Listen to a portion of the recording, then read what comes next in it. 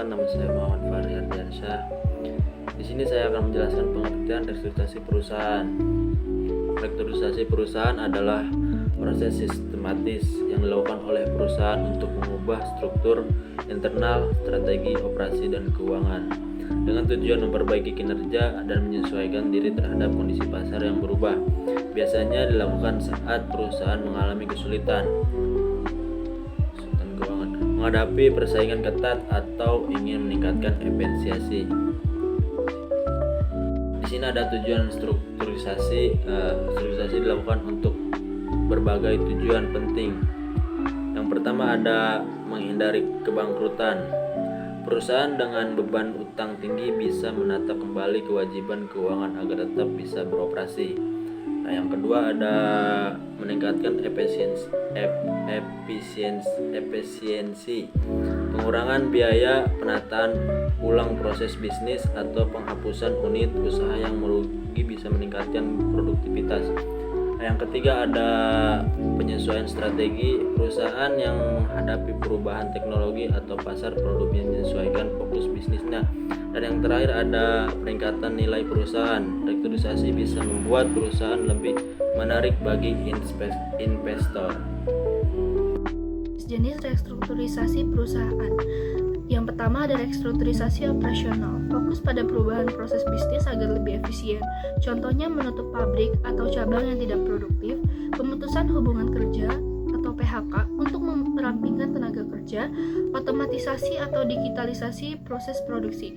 Yang kedua ada restrukturisasi keuangan, dilakukan ketika perusahaan memiliki masalah keuangan seperti utang yang menumpuk.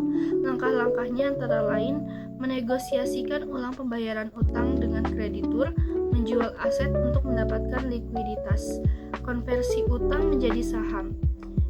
Yang ketiga ada restrukturisasi organisasi, menyangkut perubahan struktur manajemen dan pembagian fungsi kerja.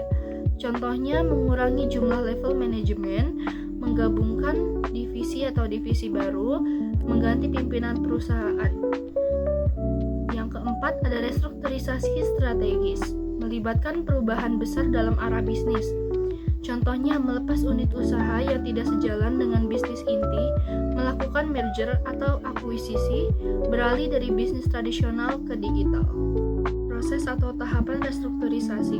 Yang pertama, analisis awal perusahaan mengevaluasi kondisi keuangan dan operasional untuk mengetahui masalah utama. Yang kedua, perencanaan manajemen menyusun strategi restrukturisasi termasuk penetapan tujuan, target waktu, dan sumber daya yang dibutuhkan. Yang ketiga, pelaksanaan langkah-langkah restrukturisasi dijalankan sesuai rencana seperti PHK, penutupan cabang, atau pengalihan aset. Yang keempat, evaluasi setelah pelaksanaan, dilakukan evaluasi hasil apakah tujuan tercapai dan dilakukan penyesuaian jika diperlukan. Dampak restrukturisasi perusahaan secara positif, meningkatkan efisiensi dan profitabilitas. Yang kedua, perusahaan menjadi lebih fokus. Yang ketiga, menarik investor. Secara negatif, resistensi dari karyawan, resiko kehilangan talenta. Yang ketiga, biaya restrukturisasi yang besar di awal. Kesimpulan, restrukturisasi perusahaan adalah alat penting untuk menyelamatkan, menstabilitaskan, atau mengembangkan kembali perusahaan dalam menghadapi tantangan internal dan eksternal. Meski bisa membawa resiko restrukturisasi yang direncanakan dan dilaksanakan dengan baik bisa menjadi